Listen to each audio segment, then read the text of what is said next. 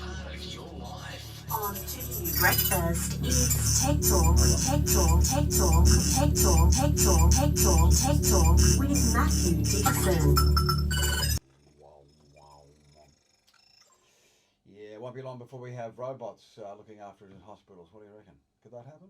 How do you know this isn't robots people are listening to right now, Richard?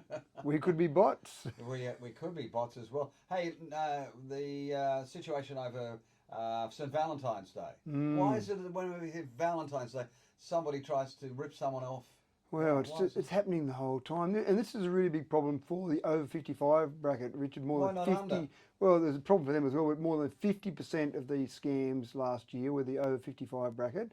And $56 million Aussies lost, 3,400 scams. But the scary part is, ScamWatch believes that only about 13% of all scams are reported because people are embarrassed. Oh yeah, and they might only lose. Told you've been had. Oh, exactly right. But you might lose $1,000, and you think, well, no one's going to chase that up for me. I won't report that.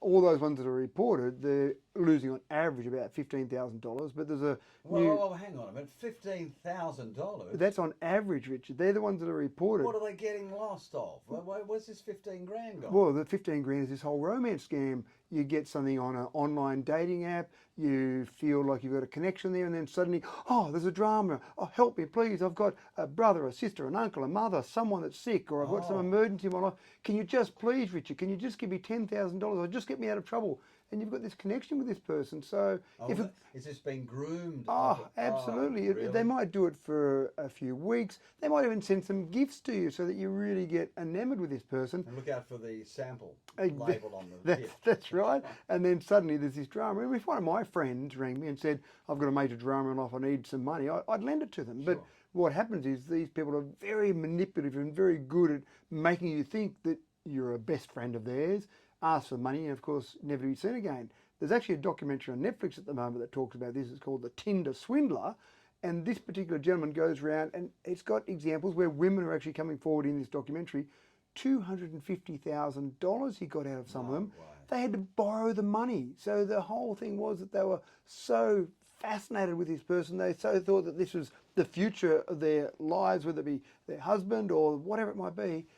They take out money, they take out loans, and they give them to this person. And he kept doing it. It wasn't like he got away with it once and said, oh, I've had a bit of a hit there, I've got 10 grand. He'd go back and ask for more. Can you give me your credit card number? Can you increase the credit limit? So it's just amazing. You can't legislate against that, though, can you? Well, you can probably, and this person ended up in the Tinder swindle, ended up going to prison. Oh, good. Most people don't get caught, unfortunately, because it has only been a few $1,000s, and hard to justify all those police resources to try and chase someone down that's just done some online fraud for a couple of $1,000s. So most of them go unreported, and most of them go to the point where they don't actually have any conviction at the end of it all. Yeah. And most people lose their money, unfortunately, as well. So the only thing to do is to, if it seems to be too good to be true, it is.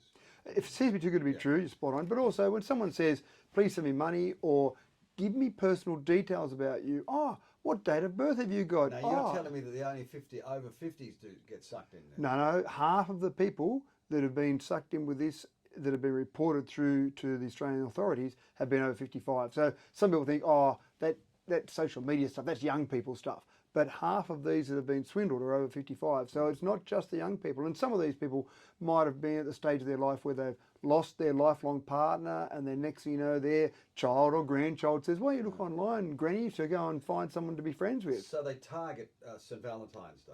They do anything, but St. Valentine's Day was a big bump. Because people are lonely. It's gone away from the Nigerian scams that we used to have years ago, where planes crashed and you could be a recipient of a benefactor of a will somebody's died in this plane crash. Yep. Give me your bank details and we'll put all that. So they're still around, but they've died down a bit now because people are onto them. But they're out of fashion now. That's right. But the latest one is romance scams, and so this whole process where people, and just watching this documentary the other day, this one gentleman had about 5 different women that he was telling the same story to, seeing the same photos to, the same dramas in his life. Very good, but I've got a good memory, Richard, but I don't think I could remember all those different scenarios with all these different people. So they've obviously got a really good process they go through, and then just take people's money. So how do they get you initially, Matt? They go onto a dating site, they put a nice photo there, and they might look at your interest, Richard, and then they go, oh, there's someone I think I can target, and then they match their interest to your interest, and you go, oh, that could be a match. Next thing you know, you've got a match, and they're very sweet, they talk to you very nicely, they might send you something, they might even say, oh, why don't we meet up somewhere? And you go, oh, sorry, last minute drama, I can't meet up there. But send me dough. That's right, and that's what happens. Probably the best way to get around it, if you do get to the point where you want to be online, is ask for a video call. Oh, okay. Yeah. Buyer beware. Especially exactly where right. love. When love's involved. Oh, where love. Oh, to be in love.